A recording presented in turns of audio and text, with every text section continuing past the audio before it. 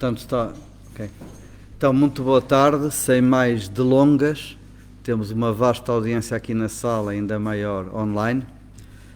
Damos início à nossa tertúlia. Isto vai ser um debate sobre o liberalismo entre o Carlos Guimarães Pinto, que todos conhecem, foi presidente da Iniciativa Liberal e atualmente preside ao Instituto Mais Liberdade, e o professor Rui Albuquerque, que publicou o livro Liberalismo em Portugal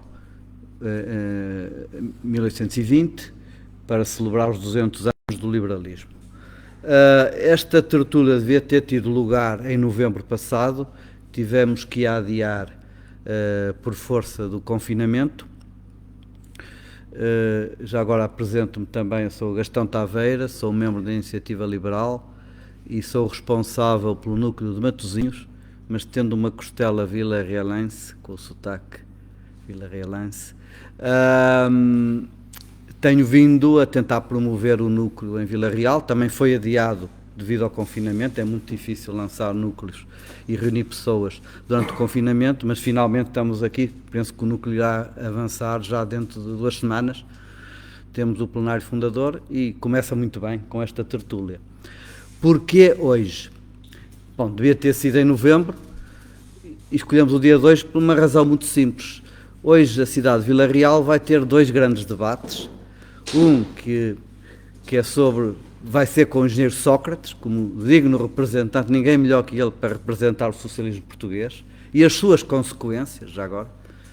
E temos aqui um debate sobre liberalismo, que nós vemos como remédio para o socialismo.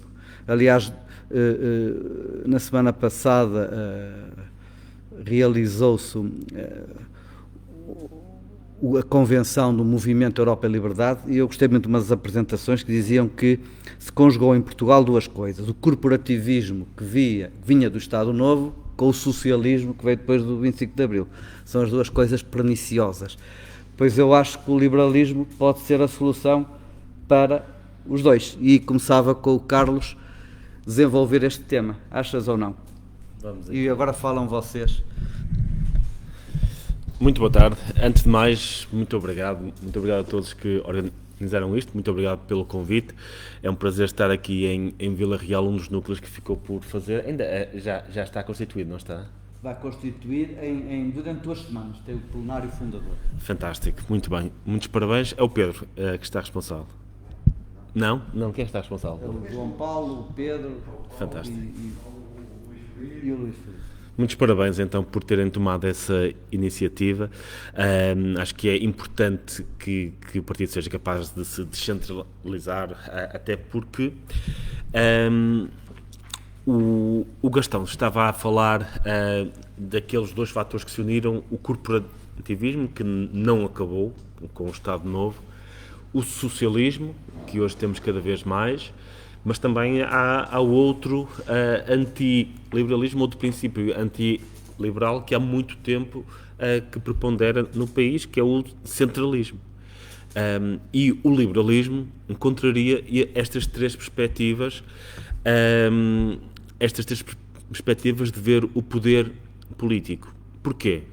Porque é que estas 3, o socialismo, o corporativismo e o centralismo, para mim, os 3 pilares da nossa miséria?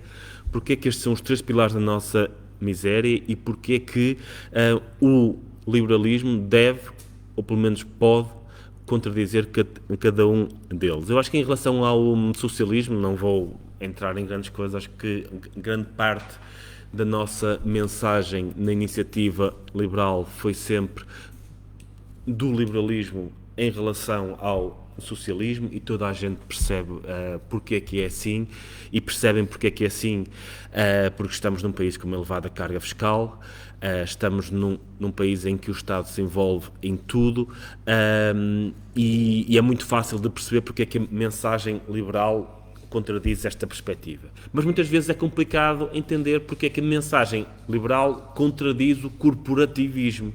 E nós, muitas vezes, quando combatemos o socialismo, acabamos por atrair pessoas que acham que ao combatermos o socialismo, ao combatermos os impostos altos e por aí, somos de alguma forma um grupo de pessoas que defende as empresas. Isso não é necessariamente assim, porque nós temos empresas, nós temos um regime, quando estamos a falar de empresas que dependem do Estado para sobreviver numa perspectiva não concorrencial, elas são tão uma ameaça ao liberalismo como qualquer socialista. O regime compadrista, em que um conjunto de empresas toma de assalto o Estado, que o conjunto de empresas vive dos favores do Estado num regime não concorrencial, é diferente de prestar serviço ao Estado numa perspectiva concorrencial. O Estado precisa do serviço A, apresenta-o ao mercado e essas empresas concorrem e estão ali. Mas isto é diferente de ter um conjunto de empresas que só existem por causa do Estado, que foram feitas para o Estado e que vivem no radar do Estado e seriam incapazes de viver fora dele.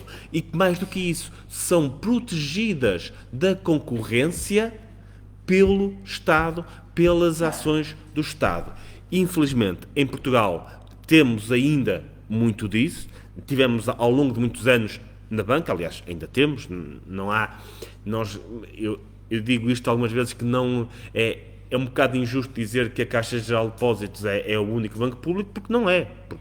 Porque até pela forma como o nosso sistema monetário se organiza hoje, para todos os efeitos, em termos de riscos, quase todos os bancos são públicos. Porque, obviamente, os lucros, se vierem alguma vez a ter lucros de forma consistente, são dos acionistas, mas os prejuízos são nossos. E também é contra isto que nós precisamos de lutar. O socialismo, sim, o socialismo prejudica muitas empresas, temos uma carga fiscal excessivamente elevada que efetivamente prejudica as empresas, mas não prejudica aquelas empresas que vivem à conta do Estado. Essas não têm problemas, porque pagam por um lado, recebem pelo outro. E isto é uma herança do Estado Novo. Isto é uma herança que reside até hoje do Estado Novo, que é um conjunto de empresas que até... e que depois tem esta troca de favores. Nós vamos aos conselhos de administração das principais empresas e vemos lá muitos ex-políticos. E uma coisa é um ex-político que tem experiência na área. Obviamente, nós queremos... É bom termos muitos ex-políticos, porque é mau termos políticos que se mantêm lá não sei quantos anos, portanto, é bom termos ex-políticos, é bom que esses ex-políticos façam alguma coisa útil, portanto, e parte dessas coisas é ir para administrações de empresas, mas aquilo que nós sentimos é que nessas administrações de empresas eles não estão lá como gestores, estão lá como uma continuação da sua carreira política. E isto parte de uma cultura fortemente corporativista que resultou do Estado Novo e também, já existia antes, mas antes, como também o empresariado era relativamente pequeno, isso não era um grande problema. E qual é o problema disto? Qual é o problema de termos um conjunto de empresas que sobrevive graças a favores políticos, graças a favores do Estado?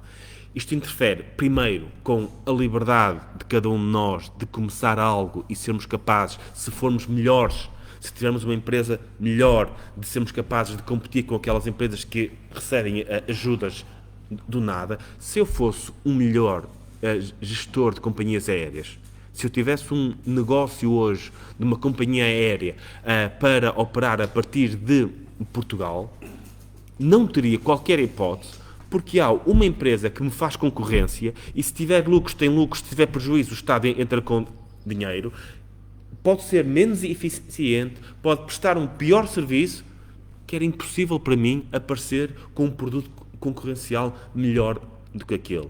Isto acontece porquê? Porque aceitamos que é um conjunto de empresas que têm que viver na esfera do Estado. E quando temos estas empresas que vivem na esfera do Estado, dos favores ao Estado, que incentivos é que têm estas empresas a serem mais produtivas, a serem mais eficientes? Nenhum. Porque sabem, quer sejam eficientes, quer não sejam, têm sempre garantido os seus resultados, os gestores sabem que têm sempre garantidos os seus lugares, mesmo os próprios funcionários, imaginem o que é a trabalharem para uma empresa que, independentemente daquilo que fazem, as coisas funcionam exatamente da mesma forma. Pá, se vocês chegam lá às 9 da manhã, trabalham, não sei o quê, saem às 7, não sei, é exatamente igual a chegarem lá às 11, coçarem-se o dia todo e saírem às 4. Mesmo a pessoa mais competente do mundo, o seu incentivo é precisamente chegar lá às 11 e coçar-se o dia todo e sair às 4. Porque é humano, não é? Quando sentem que não há impacto, quando a vossa carreira não tem qualquer impacto nisso, é isso que fazem. E quando temos uma estrutura produtiva tão dependente do Estado, uma estrutura produtiva que não está exposto à concorrência, que sabe que tem negócio garantido, isso tem impacto na forma como não há incentivos à eficiência e, por outro lado, também castiga em muito um tipo de empresas que, aliás, é o tipo de empresas que os liberais mais defendem. E eu aqui concordo quando dizem que os liberais defendem as empresas, mas é um tipo muito específico de empresa, que são as empresas que não existem ainda. As empresas que podiam existir e que não existem neste país são aquelas que, efetivamente, as políticas liberais mais defendem. As empresas que existem na Irlanda, que existem nos países bálticos, que poderiam existir aqui, que não existem, não criam emprego, não têm procura por trabalho, não aumentam os nossos salários, não trazem aumentos de eficiência para o país, são essas as empresas que nós defendemos. São essas as empresas que os liberais mais defendem. Isto é muito complicado. Porquê? Não dá votos. Porque as empresas que não existem, não têm funcionários, não têm gestores, não têm nada. Como é que eu posso convencer aqui alguém a dizer, se estas políticas acontecessem, o emprego que tu tens hoje não existia, mas terias o melhor? Isso estás aqui a inventar, obviamente, estás a defender, estás a atacar a minha empresa e a dizer que eu, eventualmente, se estas políticas liberais fossem implementadas, viria outra empresa e eu receberia ainda mais? Sim, estou. Agora tentem convencer, tentem explicar este raciocínio extraordinariamente complexo, prometer coisas que não existem a um grande conjunto de pessoas. Mas a verdade é que existem. Porque nós olhamos para países que têm uma cultura empresarial mais liberal, que têm um conjunto de propostas económicas mais liberais, e essas empresas estão lá, e as pessoas recebem mais. Aliás, muitas dessas empresas que não existem cá são o destino dos nossos imigrantes quando vão para fora. São essas empresas que não existem. E como não existem cá, eles vão procurar esses empregos que não existem lá fora. E este tipo de regime corporativista fomenta muito isso. Nós hoje, se vocês estou-me a alongar demasiado, em que ainda tem outra coisa. Se vocês pensarem, qual é a primeira coisa que alguém nos Estados Unidos pensa quando cria uma empresa? Qual é o processo, né, que nós temos em mente o processo de criação de uma grande empresa nos Estados Unidos? É o gajo que tem uma grande ideia de um produto, vai para a garagem, começa a programar, contrata uma pessoa, contrata outra e encontra uma private equity que financia aquilo, pá, e tem ali umas ideias, é muito focado naquilo que as pessoas precisam e vão aos Shark Tanks e essa é a ideia que temos dos Estados Unidos. Qual é o processo de alguém que quer criar uma empresa neste país? A primeira coisa que faz é ir à internet, subsídios europeus. Como conseguir? Subsídios do Inove não sei quanto, Renova não sei quanto, não sei o quê. É listar os subsídios todos que pode receber e fazer uma empresa. A segunda coisa que faz, quem é que eu conheço na Câmara ou no Governo que me vai garantir o mínimo de negócio para isto? Só a quarta ou a quinta coisa que pensa é que produto é que os meus clientes eventualmente irão precisar. Se é que tem que pensar nisso. É que podem até nem ter que pensar nisso. Eu vou receber estes subsídios, os subsídios acabam ao fim de 2 anos, fecho a empresa, crio outra para receber outros subsídios. Eu estive, a certa altura, a ver a base de dados dos subsídios europeus do último programa. E está gravando. Não posso dizer o que ia dizer a seguir. E digamos assim que poderia, por artes mágicas, conseguir cruzar aquela base de dados com uma base de dados do ano de nascença e morte das empresas. Vamos assumir teoricamente, imaginariamente, que eu poderia ter feito isso. E se eu tivesse feito isso, eu teria encontrado um número tremendo de empresas que tinham durado apenas durante o período de subsídio. O número extraordinário de empresas que são criadas exclusivamente para receber os subsídios europeus. No final do período dos subsídios europeus, encerram, vão à falência, é inacreditável. É inacreditável. Nós temos hoje empresas que são criadas, que quando se pensa em criar uma empresa, a única coisa que pensa, o produto delas são os subsídios. Não são criadas para vender, para produzir cadeiras, são criadas para sacar subsídios. Mais nada. E isto é muito mais.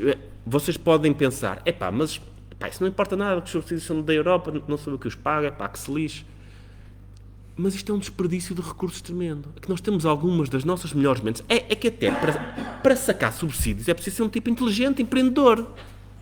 Agora, temos tipos inteligentes, empreendedores, que a melhor forma de aplicar as suas capacidades que encontram neste país é sacar subsídios. É um desperdício tremendo de recursos.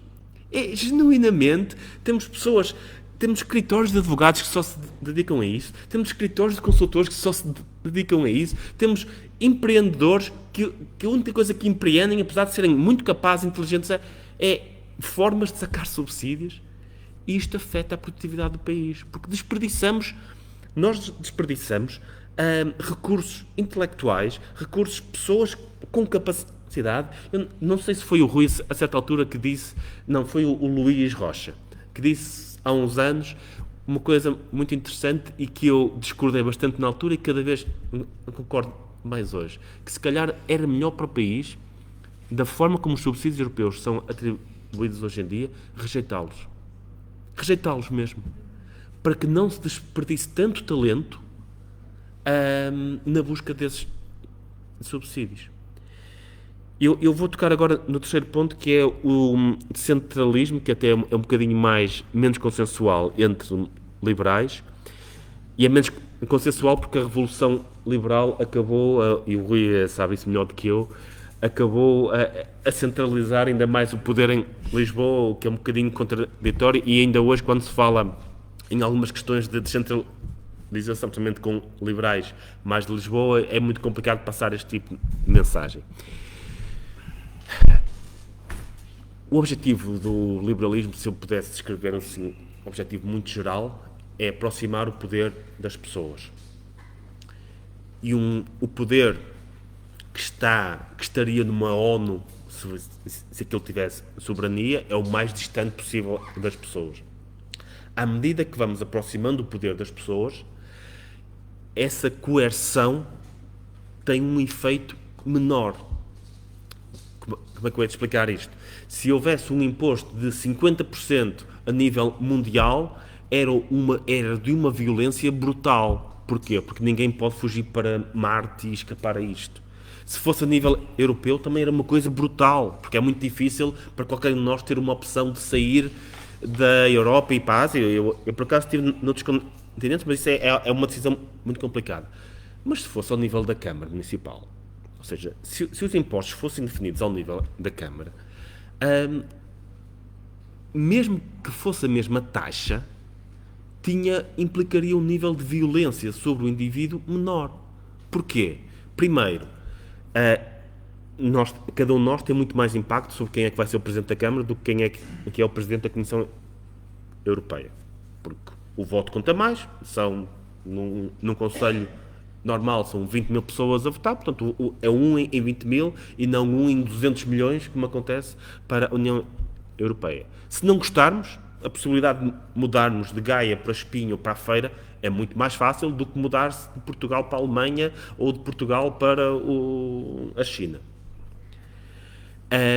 Ou seja, quando a carga fiscal se desloca de agregados maiores para agregados mais pequenos, dá-se um poder maior ao indivíduo e tem mais concorrência entre os diferentes estadinhos, não é? No caso das câmaras municipais, são estadinhos, são unidades mais pequenas, e é por isso que eu dou muitas vezes o exemplo dos países nórdicos, que têm, que tirando a parte da carga fiscal, são extremamente liberais, e são liberais nisto também, é que têm uma estrutura extraordinariamente descentralizada.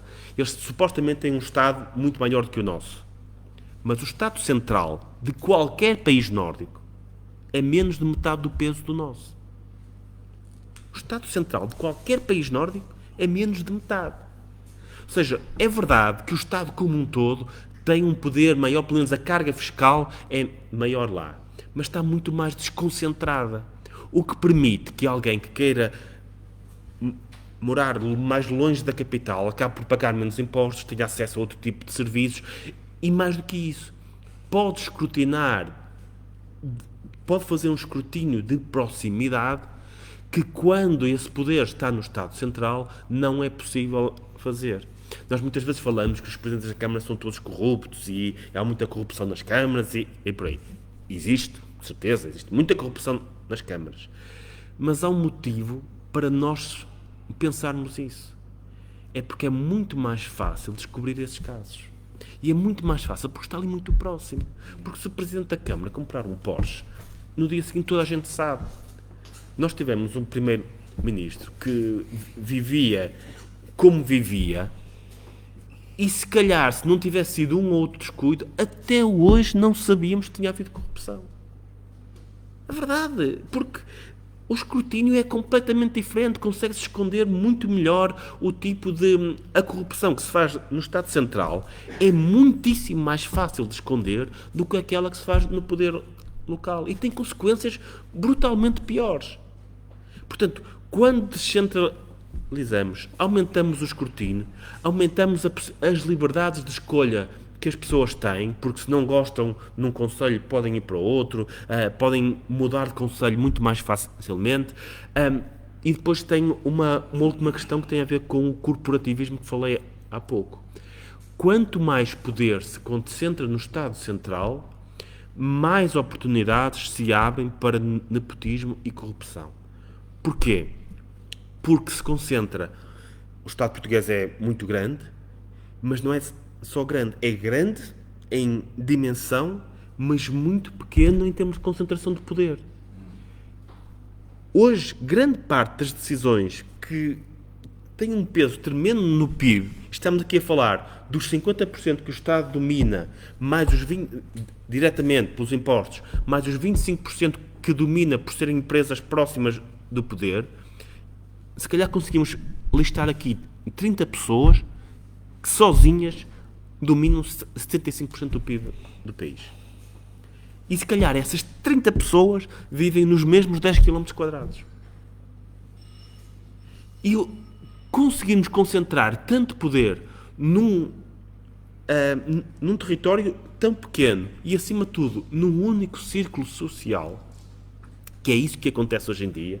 Se nós pensarmos hoje e olhamos para o que aconteceu com o BES, e não é muito difícil de pensarmos que durante alguns anos 80% ou 75% do PIB português estava concentrado em José Sócrates, em Ricardo Salgado e mais 5 ou 6 pessoas.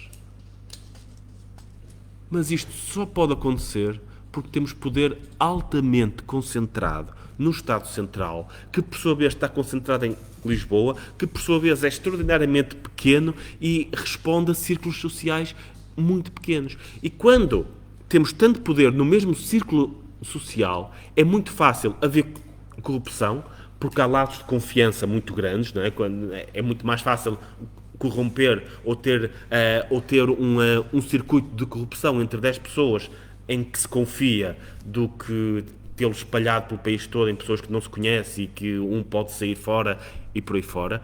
É muito fácil termos redes de nepotismo. Porquê? Porque o poder está todo dentro do mesmo círculo social. E quando conseguimos descentralizar o poder do Estado, muitas destas redes quebram-se. Por um lado, tem acesso a menos poder, porque o poder está mais espalhado, e por outro, como o poder está espalhado, estas redes sociais de confiança que ajudam à corrupção são cortadas. Porque é muito mais fácil para mim fazer uma rede de corrupção com os meus familiares mais próximos, com os amigos mais próximos, do que com um gajo que mora a 200 km, que eu se calhar vejo uma vez de 3 em 3 meses, ou falo por telefone só. É muito mais complicado. Vocês sabem isso, é muito mais fácil organizar algo com quem tem proximidade. E isto que nós temos em Portugal, que é uma crescente concentração do poder no Estado Central, e o Estado Central crescentemente concentrado em torno de Lisboa e de poucos círculos sociais de Lisboa, é um enorme problema para o país. E é um problema para o país porque depois atrai o resto. O poder político está concentrado lá. Portanto, há um conjunto de empresas que têm que estar próximas do poder político. Há um conjunto de empresas que servem essas empresas e que têm que estar ali em torno do poder político. E depois deixa de haver incentivos até o mínimo de centralização. Quando esteve para a associação, como é que se chamava? Do medicamento, a Agência Portuguesa do Medicamento, o Infarmed, foi um escândalo. Como é que vamos obrigar pessoas a terem que viajar para o Porto? Esmagadora maioria dos portugueses, se quer ter um emprego a certa altura na sua carreira, são todas obrigadas a viajar para Lisboa por causa disso. É isso que acontece no resto do país. Há algum tempo, e isto vai a limites impensáveis, que é, há algum tempo o Ministério precisava de contratar linhas de apoio, o call center. E o call center é aquela coisa, facilíssima de descentralizar. Até é muito mais barato ter um call center em Vila Real do que em Lisboa. Muito mais, quer dizer, temos custos mais baratos aqui e por aí fora. Quando foi preciso fazer isso, uma das regras desse contrato foi que o call center, que não beneficia em nada de estar próximo do Ministério, nada, porque é um call center, por definição, tinha que ser a menos de 20 km do Ministério. A coisa mais fácil de descentralizar, o serviço mais fácil de descentralizar. E teve que, sei lá, nós atravessámos o túnel do Marão para vir para cá, e há pouco tempo soube-se, há 2 anos, soube-se que quem faz segurança ao túnel do Marão é um grupo de pessoas em Lisboa. Almada. Colocaram as câmaras, não sei o quê. Estamos aqui num dos sítios mais baratos do país, numa das regiões mais pobres da Europa, onde os salários são mais baixos, portanto, onde seria mais fácil colocar uma coisa desse género, e tiveram que colocá-la em Almada. Isto, obviamente, cria um conjunto de problemas, e não os vou descrever a todos, porque se eu falasse nisto estava aqui o dia todo, e é muito difícil, muitas vezes, convencer liberais de que isto é profundamente iliberal, porque depois vem com argumentos de eficiência e tal, é mais eficiente ter tudo aqui à volta, em Lisboa, para que não é. É mais eficiente ter poder aqui, porque se criarmos regiões, depois vai-se criar outro nível, e outro nível, e outro nível. Não há. Os países europeus mais bem geridos, todos, têm esse nível intermédio. Todos. Têm todos esse nível intermédio. Mais pequenos, maiores, têm todos esse nível intermédio de gestão.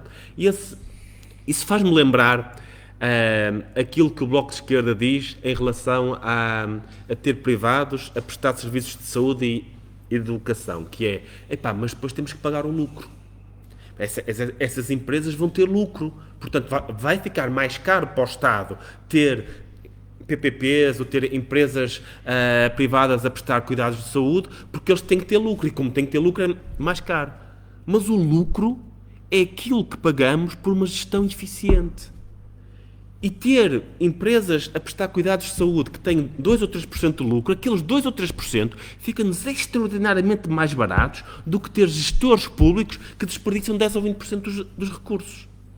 E o mesmo acontece com a descentralização política, que é Fica caro ter mais não sei quantos gabinetes e deputados regionais, assim, fica. Mas é o preço que nós pagamos para ter mais escrutínio, para ter poder mais próximo das pessoas e termos concorrência política dentro do país.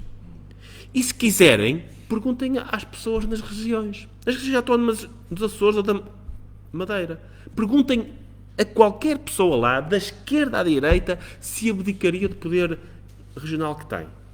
Pergunta, é que até o Chega, que é contra, que é brutalmente contra, tem uma perspectiva mais nacionalista, nos Açores foi incapaz de pedir que se acabasse com a região dos Açores, que supostamente é isso, não é? Supostamente o Vox é fortemente anti-autonomias, portanto aí é mais consistente e pede o fim das autonomias, mas aqui em Portugal ninguém se atreve a pedir isto. Da esquerda à direita ninguém se atreve a pedir isso. Porquê? Porque lá percebem que ter o poder próximo deles dá-lhes uma liberdade, nomeadamente nos Açores. Hoje o governo dos Açores decidiu que iria reduzir os impostos para poder atrair mais pessoas, mais empresas, etc. Uma liberdade que esta região aqui não tem. As pessoas que investem nesta região, apesar de terem menos infraestruturas, apesar de terem muito menos coisas do que têm em Lisboa, não podem ser cobradas menos impostos. Obviamente, se eu fosse uma empresa e tivesse uma região onde tenho todas as infraestruturas, onde estou próximo do poder e pagasse X de impostos, e outra onde estou afastado de tudo isto, não tenho infraestruturas, não estou próximo do poder, e pago exatamente o mesmo montante de impostos, obviamente vou para aquela. Como é que uma região mais pobre não pode utilizar essa alavanca de poder para atrair pessoas? Mas não pode, porquê? Porque não tem capacidade de decidir. Isso também faz com que grande parte das decisões políticas sejam muitas vezes baseadas, eu acabo já, peço-me desculpa, demorei um bocadinho, mas sejam muitas vezes, como o poder está tão concentrado ali, os políticos estão todos ali, muitas pessoas, muitas vezes a política é feita tendo em conta as necessidades daquilo que acontece em Lisboa. Nós temos, não sei se alguma vez, eu hoje raramente vejo telejornais, mas lembro-me de ver as notícias mais absurdas. A certa altura o grande problema do país era o alojamento local. Aqui em Vila Real, alguém tem problemas com o alojamento local? Alguma vez tiveram, faltam casas porque está tudo no alojamento local? Não. Aquilo era um problema de 5 freguesias de Lisboa. Tornou-se um problema nacional por ser um problema de 5 freguesias de Lisboa. A Uber, enorme problema, não sei. O problema aqui, vocês têm isso? Fala semanas a fio, fecha uma pastelaria em Lisboa, abre o telejornal. Eu há dias estava com alguém que vocês devem gostar, estava com o Sr. Pinto da Costa, no Porto Canal, a ver o telejornal do Porto Canal. E estava a comentar precisamente isso, que é, nós temos que abrir o Porto Canal para ver um telejornal verdadeiramente nacional. O Porto Canal, que é um canal regional, não é? Que é um canal supostamente regional, consegue ter um telejornal diário mais nacional do que os jornais diários que se focam muito naqueles problemas. Porquê? Porque as redações também são atraídas por onde está o poder. Isto alimenta-se, porque depois os políticos são influenciados por aquilo que passa na imprensa, aquilo que passa na imprensa são os problemas de quem vive ali à volta e acham que as decisões para o país todo têm que ser andar em torno daquilo que são os problemas de Lisboa. Isto aplica-se à esquerda e à direita. Eu acabei de ver a conferência do MEL, malta direita, e as enormes preocupações são politicamente correta, guerra cultural, estamos, não sei o quê. Perguntem ali a um gajo da Tasca se o problema dele é o politicamente correto, não sei o quê, a ditadura, não sei. Eu quero ter um emprego bom. Isso não se fala. Porquê? Porque estamos ali, uma elitezinha que não tem problemas económicos nenhuns, não percebe, não sabe o que é o drama de ter filhos não encontrar emprego, não sabe o que é o drama de ter um pequeno negócio e ele ter sido arruinado pela pandemia e ninguém ter pago. Não temos nada. O grande problema dele é que andam uns maluquinhos no Twitter que me criticam, coitado de mim. E é isso. Agora já não se pode ouvir os malucos do riso. Que é o grande problema do país. É isso. É a ditadura politicamente correta e não se pode dizer nada. Perguntem ao gajo da Tasca ali se é esse o problema dele. Perguntem a qualquer gajo fora daquelas 5 freguesias de Lisboa se o problema dele é a ditadura do politicamente correto e já não se poder dizer nada ou quer que seja. Isso até pode ser tudo verdade. Mas não é esse o problema do país. Não são esses os problemas principais do país. Nós temos, os problemas principais do país são os problemas económicos das pessoas. É o facto de estarmos há 20 anos com os salários exatamente iguais. É o facto de hoje alguém sair da universidade, da minha universidade, com notas melhores do que as minhas, ir receber 30% ou 40% menos do que eu recebi quando saí em 2006. Esse, para mim, é que deveria ser o problema. Mas como vivemos, mas como toda a bolha política é elitista, está ali muito concentrada, todos os esforços políticos, todas as discussões políticas andam em torno daquilo que preocupa os colunistas do público e do Observador e não sei o quê. É isso. É tudo ali, as microcausas, o politicamente correto, e agora estou a ser afetado por isto e por aquilo, é o que lhes preocupa ali. E isto, mais uma vez, é fruto de uma política fortemente centralizada. É não termos verdadeiramente ninguém no Parlamento que represente Vila Real.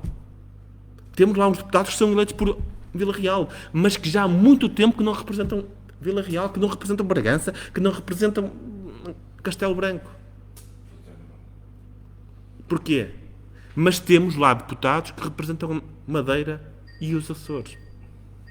E muitas vezes isso vê-se. Agora pensem porque é que é isso. Desculpa lá. Está a falar com o centro não nominário ou não? Eu concordo com isso, desde que haja um círculo de compensação como existe nos Açores. Se houver. Deixa-me agora introduzir aqui. Desculpa lá, Rui. Passando. Demorei demasiado tempo. Tudo bem. Pronto. O círculo não nominário, nós vamos eleger um deputado, já se inscrição, elege um deputado. O sistema Sim. é assim, entendes? É assim que os deputados de todo o país... Sim, entendo. É um tema que vem sendo a ser discutido, há quem defenda, eu também sou favorável, desde que haja um círculo de compensação. Mas é complicado. Mas temos outros problemas... A da IALPA inclui isso. Pronto. Muito obrigado, Carlos. Agora lançava ao Rui. Tivemos há pouco a discutir o livro que escreveste o ano passado. Portanto, temos socialismo, temos corporativismo, temos centralismo. Houve aí umas décadas, poucas, no século XIX, com algum, na sequência de uma revolução liberal, uma época muito confusa, e o século XIX, todos sabemos, foi um século perdido, em que Portugal divergiu da Europa enormemente, e só a seguir à Segunda Guerra, um pouco com a adesão à EFTA, cresceu um pouquinho, e depois 25 de Abril, quando vieram fundos europeus no início, também cresceu, e agora estamos estagnados outra vez. O liberalismo contribuiu alguma coisa naquele pequeno período? Que legado ficou? Como é que chegamos aqui? O século XVIII já tinha sido. Ora, boa tarde a todos, ou boa noite. Boa tarde, por enquanto. Bom, para já, muito obrigado pelo convite que me fizeram. Quero agradecer à Iniciativa Liberal o convite que me foi feito, ao Gastão, especialmente. É um gosto estar aqui convosco, estar com o Carlos Guimarães Pinto, aqui a falar sobre estes assuntos. Embora, em minha opinião, eu acho que nós devíamos trocar os temas de abordagem. Eu acho que o engenheiro José Sócrates ganhava mais em discutir o liberalismo e nós, se calhar, ganharíamos mais em discutir o socialismo. Porque aquilo que o Carlos acabou de dizer, e brilhantemente, como sempre faz, eu penso que todos nós comungamos. Ele fez aqui uma análise em relação à qual eu tenho alguns pontos que não serão propriamente de desacordo, mas de alguns pontos de acrescento, mas é a minha convicção de que, se os senhores são partido, e são, é bom que nós, enfim, eu não venho aqui dar lições a ninguém, era o que mais me faltava, mas antes de serem liberais, ou sendo liberais, vocês como estrutura são um partido. E, portanto, sendo um partido, obviamente que a componente ideológica é fundamental, mas a vida dos partidos é essencialmente de realismo político. E é bom termos isso em atenção. Eu vou já falar um bocado sobre isso, porque tem a ver com a pergunta que me foi feita, tem a ver um pouco com aquilo que o Carlos também falou, mas sobretudo tem a ver com uma coisa que a mim pessoalmente me interessa mais. Eu tenho 58 anos, portanto já não tenho grandes expectativas de ver Portugal transformar-se numa república liberal ou numa monarquia constitucional liberal, mas gostaria que os meus filhos, que estão com 19 e 17 anos, pudessem beneficiar um bocadinho mais de um certo arejamento de liberdade que eu nunca senti em Portugal. Senti-me, por exemplo, imensamente mais livre quando vivemos em São Paulo durante 6 anos, porque apesar do Estado brasileiro ser quase psicótico, aquilo é tão grande que é difícil ele chegar a todo lado e incomodar, sobretudo, as pessoas que procuram viver a vida, ou que foi o nosso caso, à margem do Estado. Mas sem dúvida que nos sentimos muito mais livres naqueles 6 anos que vivemos em São Paulo do que toda a minha vida que vivi aqui. E, portanto, eu gostaria de ver, de facto, ao de pressentir que um dia os meus filhos e os meus netos pudessem ter uma vida com, digamos, com uma sensação de maior liberdade do que aquela que eu toda a minha vida aqui em Portugal senti. Bom, porquê? Porque é que eu sugiro que nós discutamos o socialismo em vez de discutirmos o liberalismo? É evidente que é necessário aprofundarmos ideias e pensarmos sobre elas, nada disso está em causa. Mas o inimigo, se me permitem utilizar uma linguagem marxista, não são tantos os entendimentos que possam existir entre liberais, que são sempre muito animados e que animam até algumas discussões que nós vamos tendo uns com os outros, na net, aqui e acolá, mas de facto o inimigo não é ou não são as várias graduações que possam existir no pensamento liberal. O inimigo é o socialismo, é o Estado, é especificamente nestes últimos anos o Partido Socialista, que tem uma tradição secular em Portugal, não nasceu ali uns meses antes do 25 de Abril, como se faz constar, como se pensa, e esse é o inimigo que todos os dias nos vai aos bolsos, todos os dias limita a nossa liberdade e que, se efetivamente não for feita alguma coisa, vai continuar assim por muitos e bons anos. Bem, e é para isso que serve um partido. Uma coisa, nós durante muito tempo discutimos a necessidade e até a utilidade da existência de partidos liberais e de um partido liberal em Portugal. Eu participei muito nessa discussão, muito antes de ter nascido a Iniciativa Liberal, e durante muito tempo fui manifestamente contra a existência de um partido liberal por várias razões. Em primeiro lugar, é aquele célebre oxímoro, como agora tanto se utiliza, por um lado, porque efetivamente o liberalismo deve ser uma ideologia transversal de preferência a vários partidos e quantos mais melhor, porque o liberalismo deve preocupar-se, do meu ponto de vista, não tanto em ser uma filosofia de governo e do Estado, mas uma filosofia sobre o Estado e o governo, e aqui manifesto um desentendimento em relação ao que disse o Carlos Guimarães Pinto. Eu não estou de acordo que o bom poder seja aquele que esteja mais próximo das pessoas. Do meu ponto de vista, o bom poder é aquele que as pessoas não sentem. E uma sociedade livre deverá ser, do meu ponto de vista, uma sociedade onde uma pessoa possa tomar a opção de viver o menos possível incomodada pelo poder. Pagará os seus impostos, cumprirá as regras do serviço militar, se elas existirem, mas, quanto ao mais, por favor, deixem-me em paz, não me incomodem. Eu sei que o princípio da subsidiariedade é um princípio cristão que inspira fortemente o nosso Carlos Guimarães Pinto, mas eu não sou nada adepto da ideia de que quanto mais próximos aqueles cavalheiros estiverem, sejam de onde forem, sejam da província, sejam de Lisboa. Em regra, eu lamento, espero não estar aqui a ofender ninguém, em regra, qualquer político de província tem um sonho, que é ganhar um lugar em São Bento, ter um apartamento no Restelo e, se permitirem o gracejo, estão aqui senhoras, peço desculpa, uma garrafa de whisky no Elefante Branco. É o sonho de qualquer político de província e tem sido sempre assim, porque aquilo que o Carlos disse, e aqui eu tenho que manifestar um profundo desacordo, quando ele disse que isto nasceu no Estado Novo, isso é que era doce, porque era sinal de que nós estávamos apenas há umas décadas com isto em cima de nós.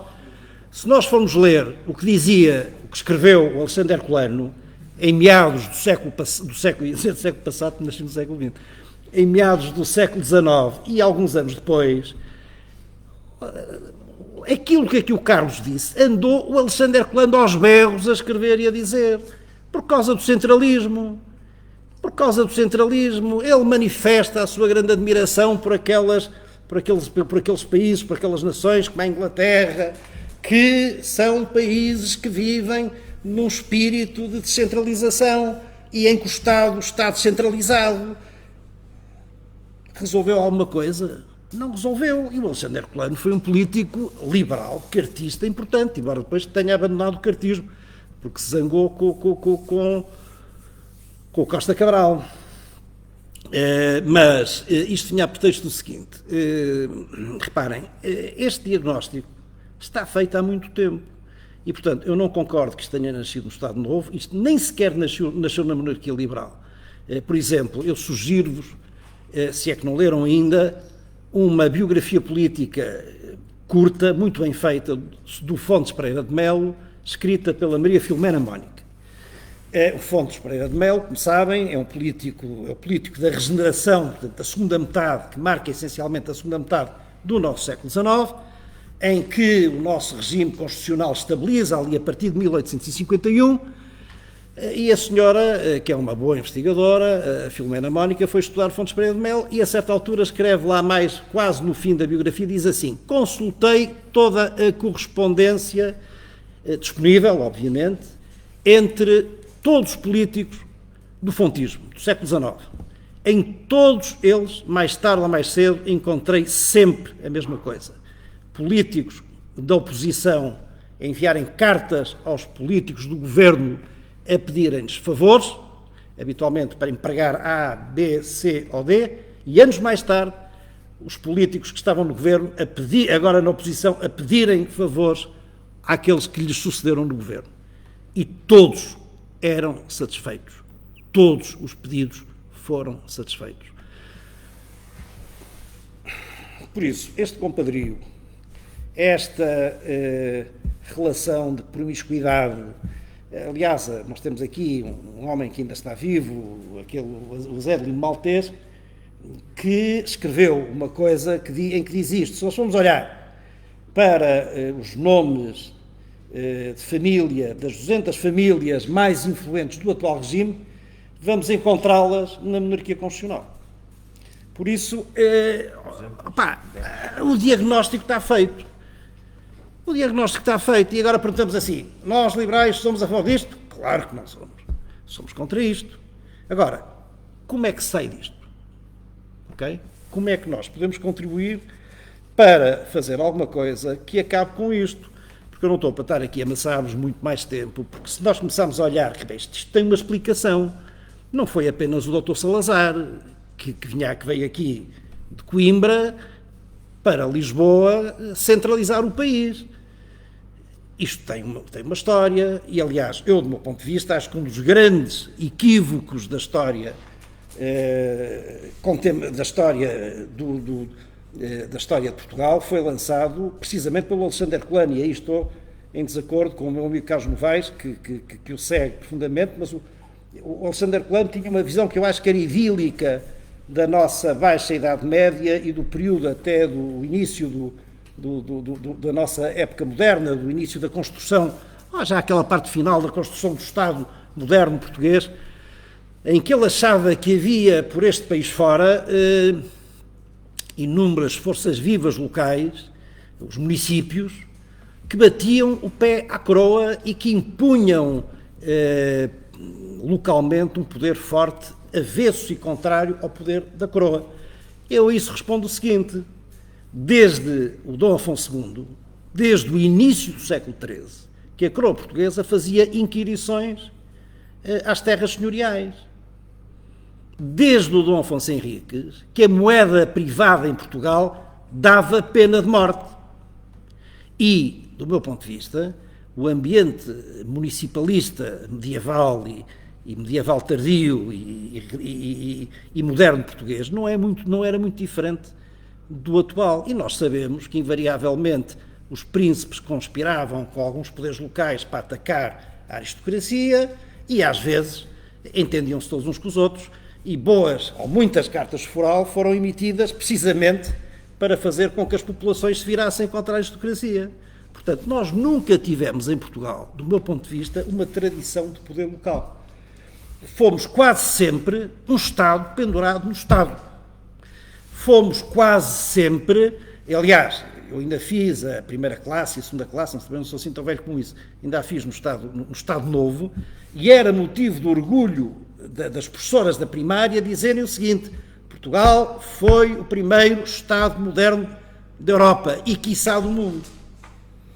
Eu não sei se foi ou não foi o primeiro, mas se não foi o primeiro, não andou longe disso. Ou seja, nós centralizámos o poder em Portugal desde quase sempre. O Afonso III vem para Portugal precisamente em 1248, a pedido do Papa, para pôr ordem no país, ordem de acordo com o ponto de vista deles, porque, efetivamente, o país andava aqui com a nobreza e o clero, desentendidos uns com os outros, e, portanto, era preciso pôr ordem nesta coisa. Bom, conclusão. Nós somos sempre um país centralista.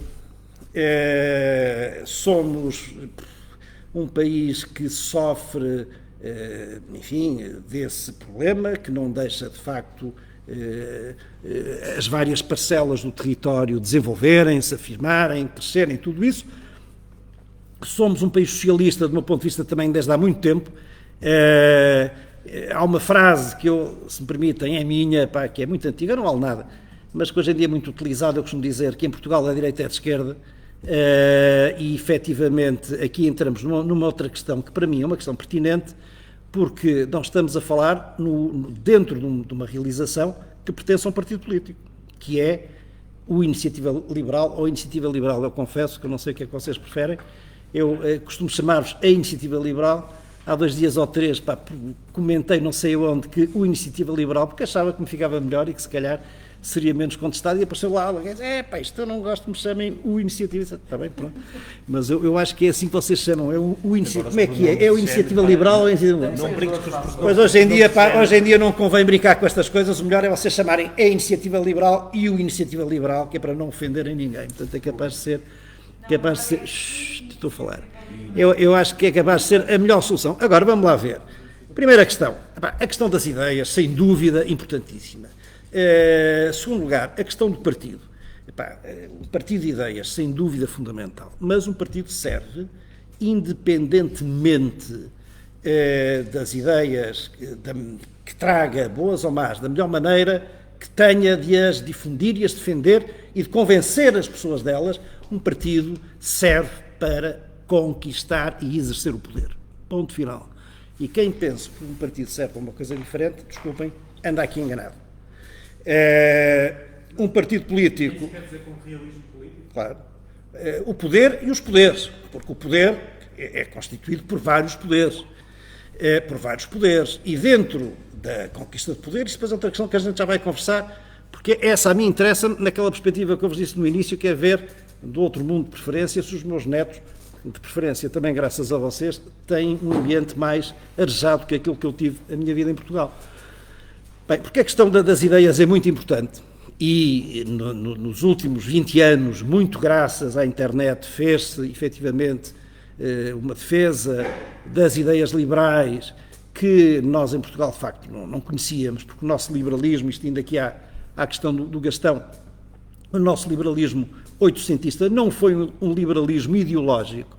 Nós importámos uns livros que vinham da enciclopédia, importámos umas coisas dos enciclopedistas franceses, houve meia dúzia de tipos que liam Adam Smith, mas, se por exemplo pensarem, nós nunca tivemos um economista efetivamente liberal em Portugal. O Mouzinho da Silveira passou por isso e até fez algumas reformas liberais, mas depois fez aquele célebre decreto 23, do que o Carlos estava aqui há pouco a falar, em que trouxe para o sistema da administração pública portuguesa, que era um sistema tradicionalmente localista e saudável, trouxe para aqui o modelo napoleónico da administração pública.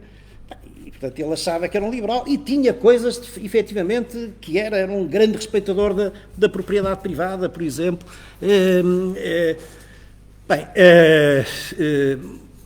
Um economista, dos poucos economistas liberais que nós tivemos no século XIX, que defendia o livre-cambismo, que era talvez a questão mais importante em torno da qual se discutia economicamente na primeira metade do século XIX, e toda a gente, ninguém era livre-cambista em Portugal, como é evidente.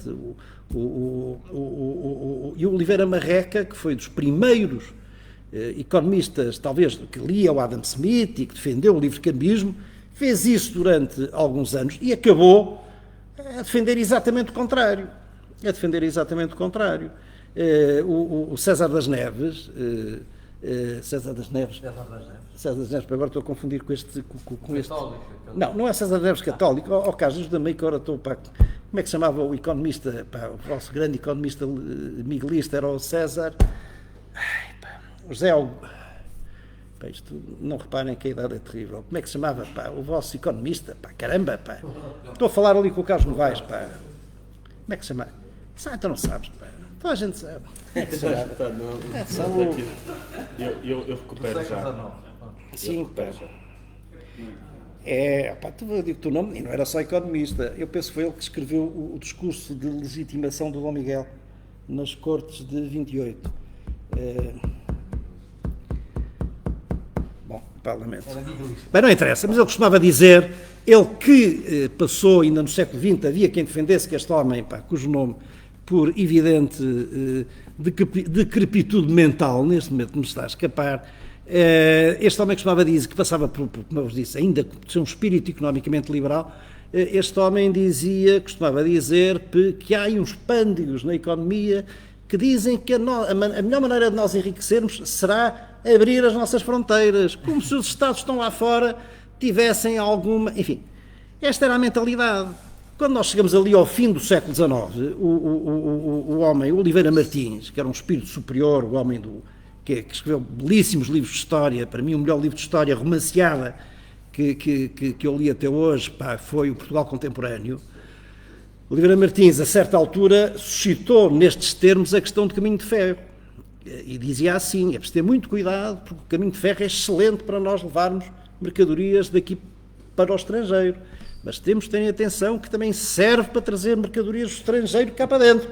Portanto, esta era a mentalidade, e esta mentalidade não nasceu por acaso, é nela que nós ainda hoje vivemos, só que hoje vivemos com eu aí acho que nós estamos, como eu só me lembro de estarmos no período do gonçalvismo, com toda a franqueza, nós temos um governo dominado por um Partido Socialista muito à esquerda e baseado no Partido Comunista e no Bloco de Esquerda. Nós temos uma frente de esquerda a governar o país há 7 anos.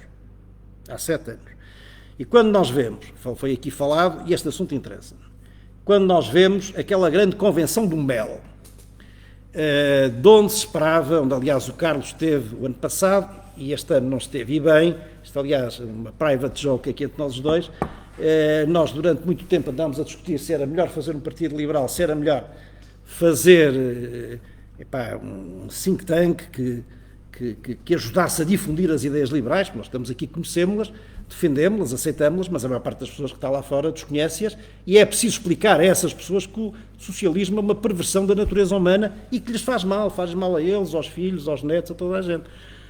E nós brincávamos um bocado com isso, até chegámos a postar umas coisas, e eu hoje entendo que, efetivamente, um partido liberal pode ser útil, já não acho que seja um oxímoron, portanto, retiro tudo aquilo que escrevi nesse período, mas curiosamente o Carlos Guimarães Pinto esteve um ano no partido e agora não está, ou está apenas, ou está menos. Está ok, já vou. O Curso das Neves, estava a chamar César das Neves, obrigado ao Carlos. O Curso das Neves. Vou te dizer uma coisa, houve um Mirabaral fora de série gigante. É um gênio. Agora deixa-me acabar. Mas vou dizer, os casos do Pacto de Iniciativa Liberal, mulher e o mesmo, foram gigantes. Apresentavam um projeto, apresentavam ideias extraordinárias para Portugal, eu não concordo com a legislativa. Então vamos lá, então vamos continuar, se me permites. Então a questão é a seguinte.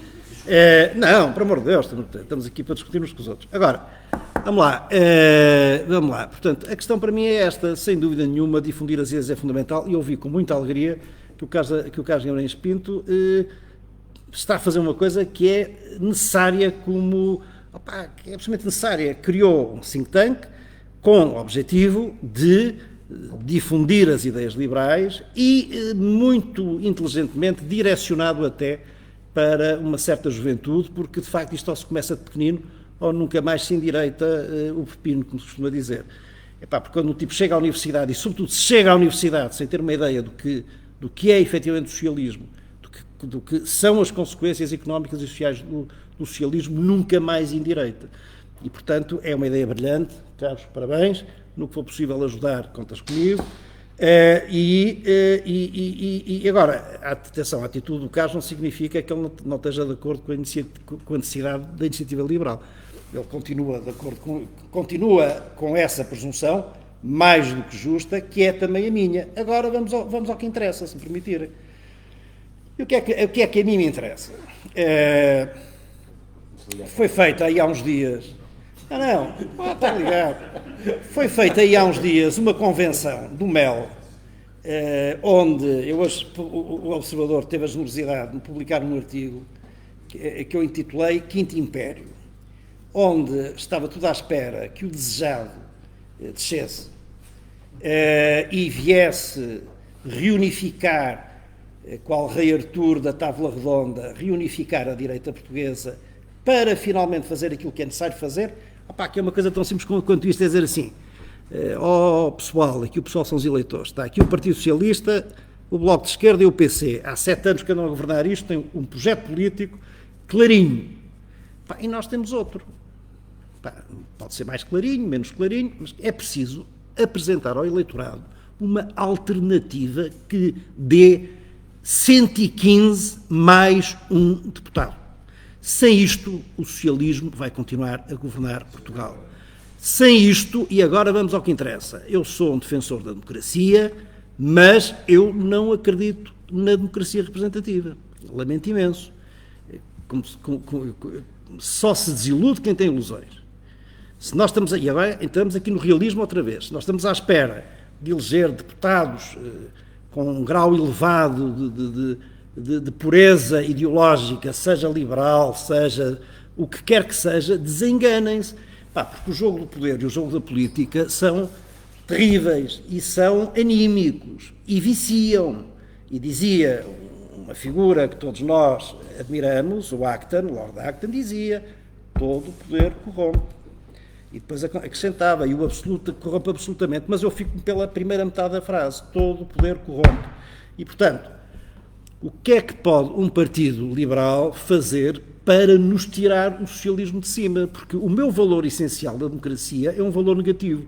Para mim, e deste ponto de vista sou popperiano, eu sei que há muitos liberais que não gostam do Popper, mas deste ponto de vista o Popper era sensato, dizia assim: o primeiro valor da democracia é permitir alternância no exercício do poder sem recurso à força.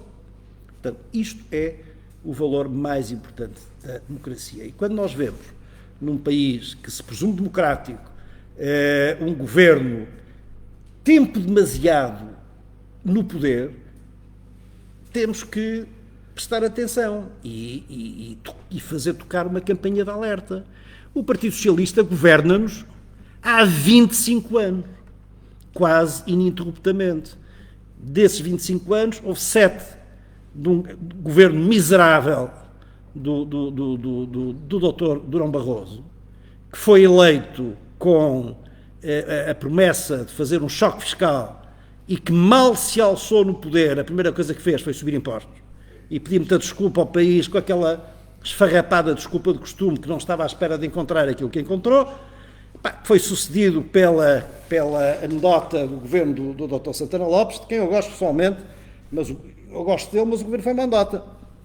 De tal maneira que, pela primeira vez na história constitucional portuguesa, um ministro do Governo não pediu demissão ao Primeiro-Ministro que o nomeou, mas ao Sr. Presidente da República. Vão lá, o Dr. Henrique Chaves, vão lá perguntar porquê. E então, depois tivemos o Governo, que se costuma dizer que foi do Dr. Passos Coelho, não foi, foi efetivamente uma comissão de gestão do acordo feito com a Troika, durante 3 anos pelo menos, e depois tivemos ali um ano de governo do Dr. Passos Coelho, e depois gerou-se um mito de que o Dr. Pedro Passos Coelho um dia viria reunificar a direita e trazer novamente a direita para o poder e trazer com isso a felicidade para todos nós. Ele vai conseguir. Não, calma. Pois eu acho que não vai conseguir. Pois eu acho que não vai conseguir. Eu acho que não vai conseguir e digo mais. Tive vergonha de o ter visto a portar-se. Lamento imenso dizer isto. Parecia, peço desculpa, eu até à reunião do MEL tinha, e continuo a ter, não está em causa, em altíssima consideração política o Dr. Passos Coelho. Pois lamento o ter visto os 2 dias seguidos da convenção, ali sentado, e a receber o Dr. Rui Rio como se fosse mordomo daquela iniciativa. Desculpe. Pá, cada um tem a sua. Esta é a sua opinião, a minha é esta. A minha é esta. Pois, acredito. Então vamos ver. Então não vale a pena. Não vale a pena estarmos a justiça é verdade sem mentira. A questão é esta. Os próximos tempos nos dirão quem é que vai ficar a liderar o PSD, que é isso que me interessa. Que é isso que me interessa. Eu lamento imenso. Isto para mim foi de facto uma desilusão.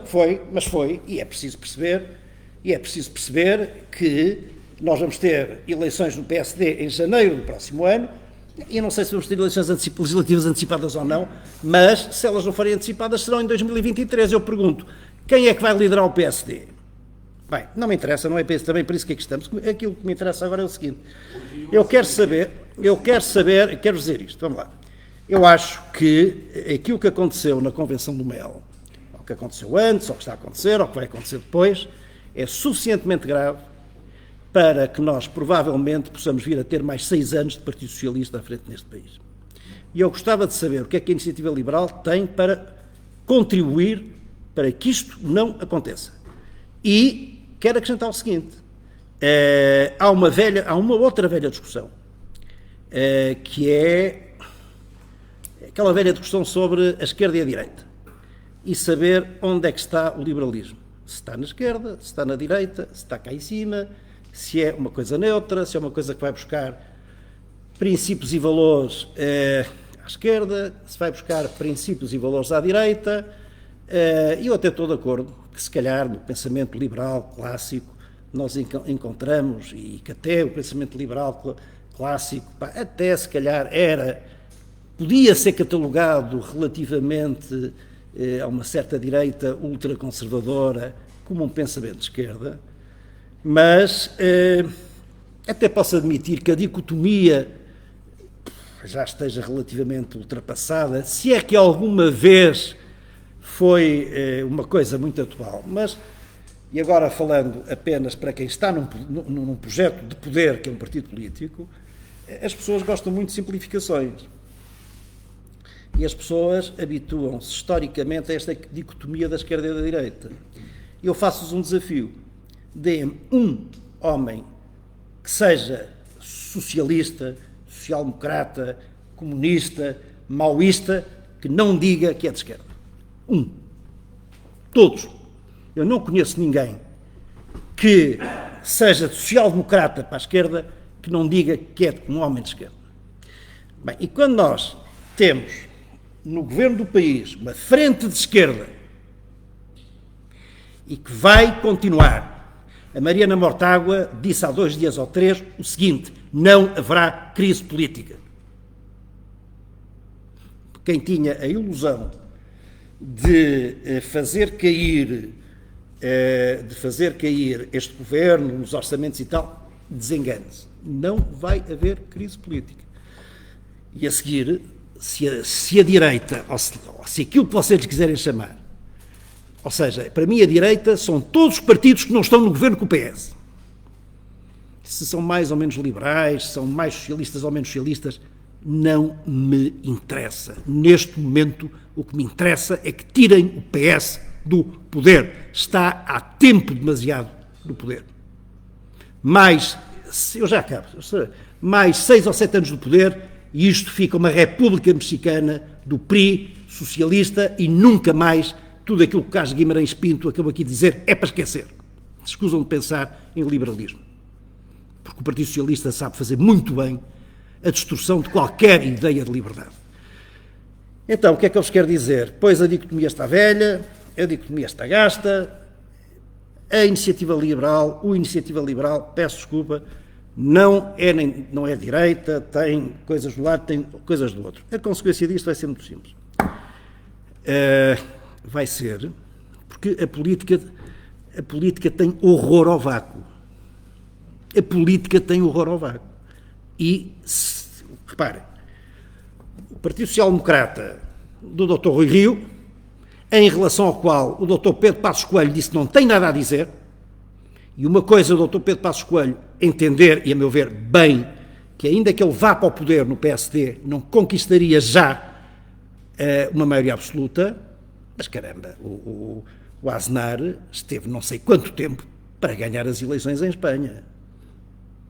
É preciso prepará-la. Não é chegar com tapete vermelho à liderança de um partido e, 3 meses depois, ser primeiro-ministro. É preciso preparar e é preciso combater o Partido Socialista e convencer os eleitores. Portanto, reparem, eu já me vou calar, reparem, o PSD tem um líder de esquerda e o líder de esquerda diz que o PSD não é direita. Pronto, menos um direita, menos um partido de direita. O Dr. Passos Coelho, que não sei se é direita, se não é, eu escrevi o primeiro post, já agora, para perceber que eu gosto do homem, atenção.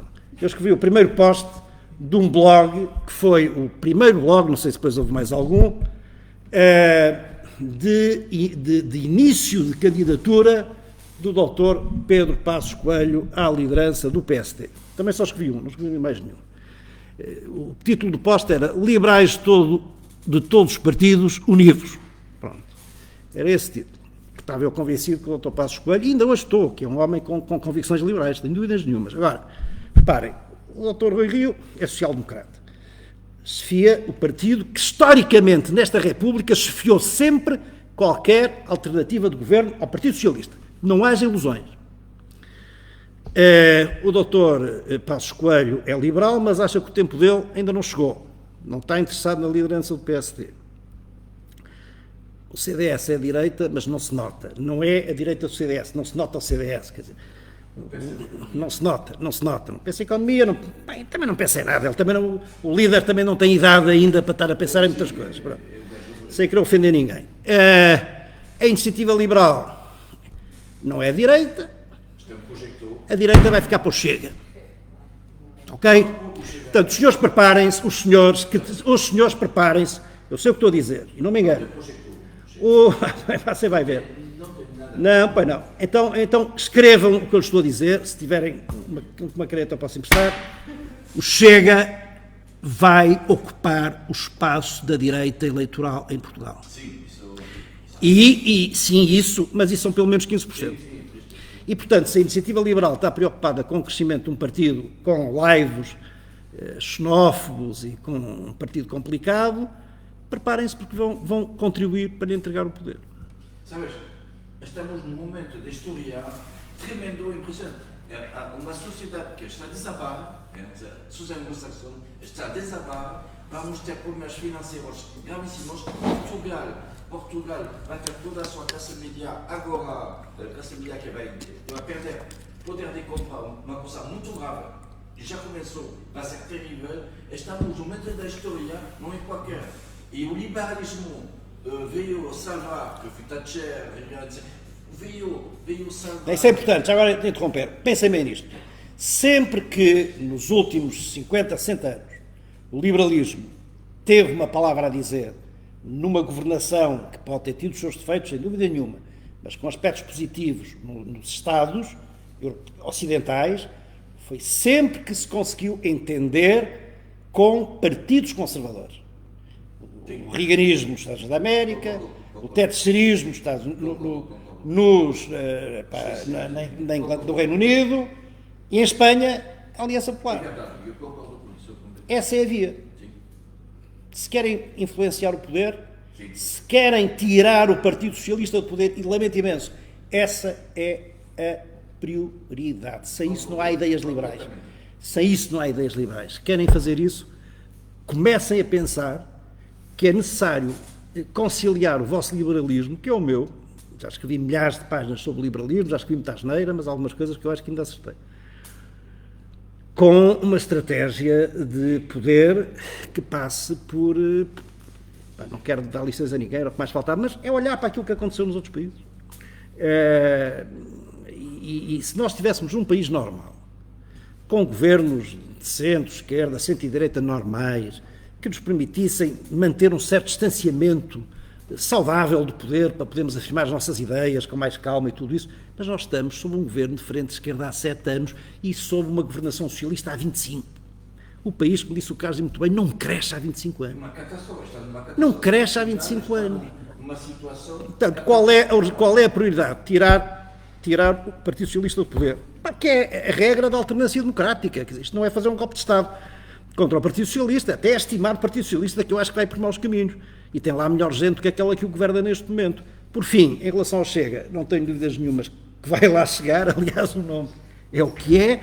Eu não simpatizo com o projeto, nem de perto nem de longe. As minhas ideias não são aquelas. Mas quero só, e com isto termino, quero só dizer-vos o seguinte: o Rui Rio vai-lhe dar a mão, como aliás já deu nos Açores. E levará o Chega, até levaria o PNR para o poder, se fosse preciso. Vai se demitir. Vai se demitir. Opa, desculpe lá, para você não conhece, desculpe, deixe-me dizer isto, você não conhece o que é a estrutura de poder não conhece o que é a estrutura de poder do Rui Rio no PSD. Você não sabe o que é a estrutura de poder do Rui Rio no PSD. Mais depressa de lá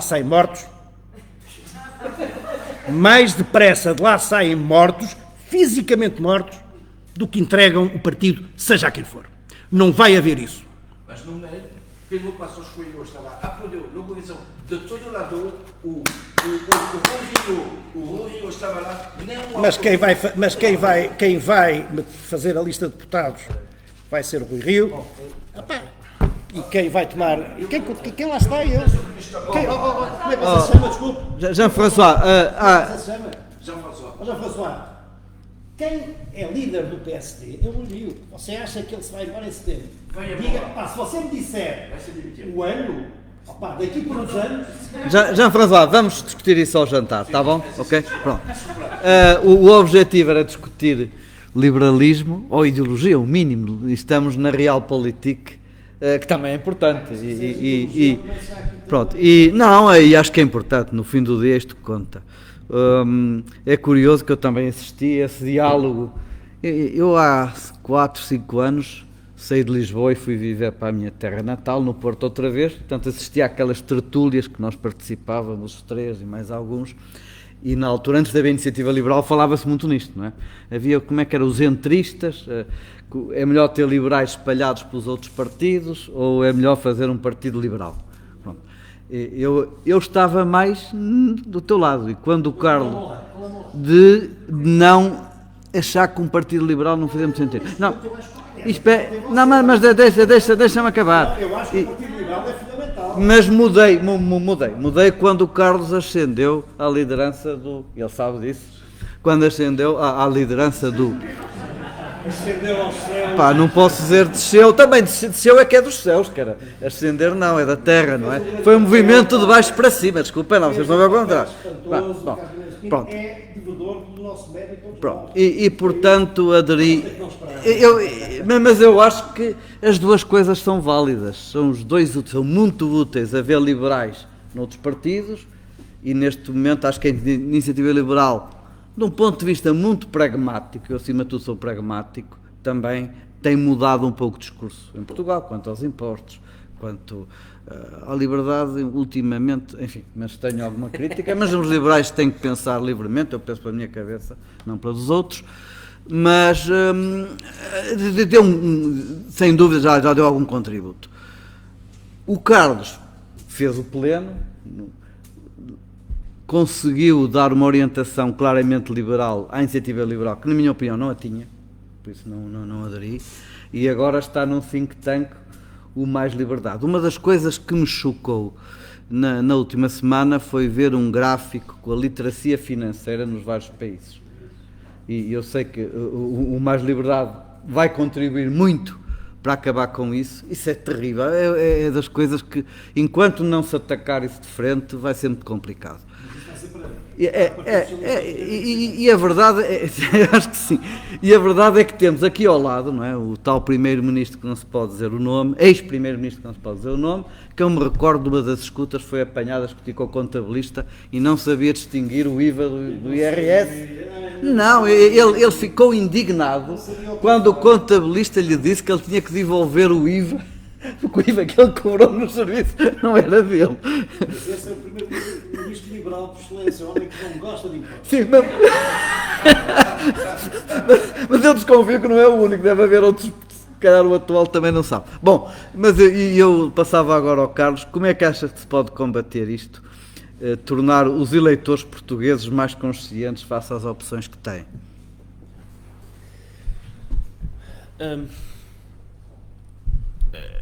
Nós tínhamos essa discussão na altura, eu defendia bastante a iniciativa liberal antes de sequer sonhar vir a ser presidente do partido. Aliás, quando me tornei presidente do partido, nem membro do partido era, tornei-me membro do partido para me candidatar a presidente, e isto decorre um bocadinho de um problema que o país tem, que é achar que a política só se faz nos partidos e que a política partidária é a solução e o fórum para todos os problemas. Eu vejo isso em todos os partidos, que há um problema qualquer na sociedade e o partido tem que tomar uma posição em relação a isso. Mesmo que a política partidária não tenha qualquer capacidade de resolver aquele problema. Não vou dar aqui exemplos, ao jantar depois dou, mas há imensos problemas que eu vejo aí, divisões brutais, até dentro da iniciativa liberal. Depois vai-se perguntar, mas em termos de lei, especificamente, em que é que vocês discordam? Vocês acham que o partido deve aprovar ou aprovar alguma lei que vá em direção a esse problema específico? Depois ficam ali. Não, quer dizer, eles concordam naquilo que a política partidária pode resolver. As pessoas concordam, mas depois há questões quase esotéricas, como não, nós devemos dizer que somos um partido de direita, ou é um partido de esquerda, não sei o quê. Mas em termos concretos, em que é que isso concretiza depois ali no Parlamento a aprovar esta ou aquela lei? Em termos de ideias, isso concretiza-se exatamente em quê? Nós temos esse problema no país, que as pessoas acham que só se faz política nos partidos, e que, portanto, se não houvesse um partido liberal, efetivamente, até hoje, não houvesse um partido liberal, não se falaria de liberalismo como se fala hoje, é inevitável. Se não tivéssemos eleito um deputado, não se falariam das ideias liberais como se fala hoje, isso nunca teria acontecido. Obviamente, estamos ali o deputado que não pode fazer passar diploma nenhum, a não ser coisas mais pequeninas, que de vez em quando lá compensa a esquerda, mas tirando coisas mais pequenas, não consegue fazer passar nada, mas teve um enorme mérito, que é, hoje fala-se de liberalismo na imprensa, hoje há tertúlias de liberalismo, hoje foi possível fazer um think tank liberal, que não teria sido possível se aquilo não tivesse acontecido. É extraordinário. É extraordinário, é incrível. Nós, idealmente, num cenário ideal, devíamos ter tido um think tank primeiro, fazer liberais, formar liberais e depois é que eventualmente se teria o partido. Mas isso não é possível num país como Portugal, onde a política está extraordinariamente partidarizada. Não é possível, simplesmente não é possível. Agora, nós temos um grande desafio pela frente, este primeiro obstáculo está ultrapassado. Conseguimos falar de liberalismo no país. Agora temos que explicá-lo. E aqui, honestamente, acho que o partido pôde fazer isso antes de ser um partido a sério, antes de eleger alguém, ou seja, de ser um partido com ambições não sei o quê, hoje não tem essa capacidade. E não tem essa capacidade por uma coisa, porque vive eleição após eleição após eleição.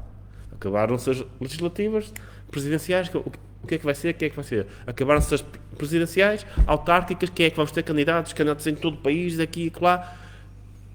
É impossível parar e formar liberais quando se tem permanentemente objetivos eleitorais a seguir. Mais do que isso, quando a sobrevivência do partido se sente que depende do cumprimento de objetivos eleitorais mês após mês. E é aí que, se calhar, o Instituto entra, porque não tem esses objetivos de curto prazo, e pode pensar um bocadinho mais no longo prazo e não no próximo ciclo eleitoral, nos próximos meses, o que vai acontecer, porque é preciso que haja um projeto deste tipo, porque do outro lado já há projetos deste tipo há muito tempo, com muito mais recursos.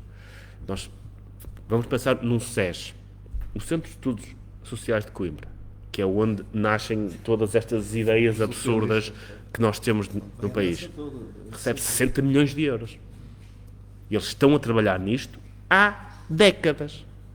Vocês conseguem encontrar um contraparte àquelas ideias, uma organização que seja capaz de produzir ideias para alimentar o espaço não socialista, que seja capaz de promover a distribuição destas ideias? Não existe. E as ideias fazem o seu caminho. Pode parecer que é uma coisa isto é muito esotérica porque não vai a votos, não sei o quê, mas as ideias fazem o seu caminho. O Boaventura Sousa Santos, que é o principal ideólogo da nossa esquerda,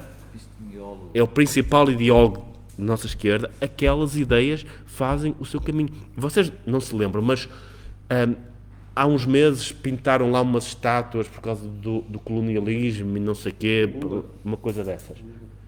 2 semanas antes, o Boaventura Sousa Santos tinha publicado um artigo no Público a dizer que se devia não sei o quê as estátuas, não sei o quê. Isto tem efeitos. As ideias têm efeitos e nós precisamos de mecanismos para divulgar ideias. Eu vou-vos dar outro exemplo, sei que toda a gente quer ir jantar, mas eu saí da FEP em 2006 e, como grande parte das faculdades de Economia, como é o caso das de Direito, normalmente, eram um bocadinho mais inclinadas à Direito, pessoas que percebem um bocadinho mais de Economia e por isso tendem a ser mais avessas a questões de esquerda. E era assim quando eu saí em 2006. Quando eu voltei em 2015 para fazer o doutoramento, fiquei chocado. No primeiro semestre que estive lá, houve para aí 5 eventos de cariz político e 3 eram ligados ao Bloco de Esquerda. Não estamos a falar da Faculdade de Ciências Sociais e Políticas, não estamos a falar disso, que isso já se esperava que era assim. Não estamos a falar de Belas Artes, estamos a falar da Faculdade de Economia. Do Porto. Foi sempre assim. Portanto, o Arroja foi-se embora, veio do Canadá, foi-se embora ao fim de 1 ano ou 2 de ser lá professor, porque não aguentava aquilo. Eu percebo esta urgência de temos que ir para o poder e já imediatamente, não sei o quê. Não é ir para o poder, é tirar quem está no poder. Mas temos que é muito importante, é extraordinariamente importante conseguirmos divulgar as ideias. Nós precisamos de liberais. Nós precisamos de um partido liberal e isso é extraordinariamente importante. Também precisamos de liberais no país. E isto é um caminho muito longo. E é um caminho que, infelizmente, já não se faz até com a minha geração, se calhar ainda se faz. Vai-me perdoar o Rui, porque se calhar com a dele já não se faz. Mas tem que se fazer de início. Porque vocês dizem, mas estamos num país de velhos, portanto os jovens quase não votam. Mas daqui a 15 anos, sim, já. Todas as pessoas com menos de 40 anos, ou seja, um grande bloco eleitoral, hoje tem menos de 25. Carlos, se me permites, isso é verdade, inteiramente verdade, tem toda a razão, se calhar daqui por 15 anos, as ideias que estão agora a ser trabalhadas podem surtir resultados eleitorais. A minha questão não é ir agora para o poder, a minha questão é tirar neste momento quem está no poder, porque há aqui um paradoxo. Aparente que é este, é que as pessoas queixam-se do governo, queixam-se do Estado, queixam-se de tudo e mais alguma coisa, mas continuam a eleger quem os tem governado nas últimas décadas. continuam a eleger, e portanto, isto evidentemente é que as pessoas não percebem que o socialismo é uma perversão da ordem natural das coisas, e desse ponto de vista, fazer e trabalhar ideias é fundamental. Eu ando a dizer isso há décadas. O Mises explica que tudo parte de ideias e as ideias nascem na cabeça das pessoas. Agora, o que eu digo é outra coisa. Se estamos à espera de 15 anos para mudar as coisas, desenganem-se. O Partido Socialista, a frente esquerda que os governa, vai cada dia a mais que passar no poder, são pelo menos mais 100 dias a trabalhar para recuperar a liberdade que esse dia nos custou. E, portanto, neste momento, lamento imenso, a urgência é terminar este ciclo de governação socialista, o que é a essência da democracia. A questão é alternância. Por quanto tempo? As eleições legislativas são daqui a 2 anos. Sim, daqui a 2 anos tem que haver um projeto alternativo em a este. 2023, perdem em 2027. Tem que haver, daqui por 2 anos, tem que haver um projeto alternativo a este, lamento. O que vem a Portugal em breve vai doer e muito. Estamos no mapa. Não é aquele senhor que Eu só queria dizer, é uma experiência que nós temos. E eu agradeço os pulsos e os órgãos da Iniciativa Liberal ter feito esse partido. Eu nunca fiz parte do partido, nunca quis. Foi a primeira vez na minha vida, tenho quase 60 anos. Agradeço-vos a coragem de fazer aqui. É um espaço que existe e que vocês tomaram e estão a tentar divulgar, e concordo contigo, Carlos, de estar as ideias têm que ir devagar. Mas eu concordo com o Albuquerque também, porque há uma urgência, efetivamente. E em França, para falar do que eu conheço, a esquerda demorou imensos anos a chegar ao poder, imenso. Só conseguiram falharam, acho que foi três presidenciais seguidos, ou uma cena assim. E eles conseguiram voltar ao poder fazendo, eu lembro, miúdo e ouvi, um programa comum, que foi a esquerda toda juntar-se à volta de uma mesa, fazer um programa comum, cada qual dizer do que prescinde ou do que não prescinde, quem vai tratar de quê, são as jogadas, mas faz parte, isso faz parte. Porque também concordo, há urgência. E depois foi a tal chamada União da Esquerda, que fez que só assim é que derrubaram a direita. E foi a tal União da Cor-de-Rosa do Mitterrand, que foi catastrófico para a França. Fugiu o país todo. Mas conseguiram. E que vai entregar o poder à Marine Le Pen mais tarde ou mais cedo. Isso É o mesmo fenómeno. Eu quero falar da França agora, quero falar de uma coisa que não me interessa. Não. É aquilo que me interessa. Eu só queria acabar de dizer estou habituado a falar e perdi-me, peço desculpa. Eu peço desculpa. Pronto, a onda cor-de-rosa que lançou e ficaram lá muito tempo e aquilo entranhou-se na sociedade francesa. É terrível. Por isso é que eu considero, eu entendo a maneira de vocês agir. O liberalismo para Portugal é um bicho de cabeças. Nós, quando ouvimos falar dessa iniciativa, para nós era abençoado porque tínhamos essas ideias, mas parecíamos que estávamos em Marte. É verdade. Não encontrávamos reflexo na sociedade. E outra coisa que é importante, em relação a essa dicotomia esquerda-direita, é que a esquerda está muito perto do cidadão, das pessoas. E a direita não está. E a direita vai ter que mudar isso. E a direita vai ter que deixar de ter complexos de se chamar direita. E o liberalismo, para mim, eu acho que é transversal. Pode ser tanto da esquerda. E há pessoas muito faladas, muito competentes de um lado e do outro. Mas é preciso um programa e vai-se ter que às vezes jogar com o diabo. Mas, por exemplo, só para acabar, peço desculpa, o general de Gaulle, ao sair da Segunda Guerra Mundial, é um sujeito... foi um homem de Estado extraordinário. E ele não podia com os comunistas. Mas ao sair da Segunda Guerra Mundial, ele tinha que ter compensar em relação ao desempenho que teve na resistência, mesmo se não é bem possível. E ele não podia com eles, mas quando ele formou o governo, incluiu-os. Foi a melhor maneira de se orientar. É ter o inimigo perto. E eles aceitaram, tiveram que aceitar o que ele quis que aceitassem, e aquilo foi arrumado. O PCE foi arrumado. Portanto, eu não tenho medo do Chega, O Chega não tem programa. E o Chega pode ter uma pessoa eloquente aí a falar, que é eloquente, ele toca às pessoas, isso não há dúvida nenhuma, mas ele é rodeado, peço desculpa se isto está a ser. Pronto, Fala. ele pode ser, não sei como é que se diz, transbordado, pode sair as coisas fora de controle dele, como se viu nos Açores. Os Açores fez um acordo sem ele e ele não mandar. Podia ser forte. Não tem medo.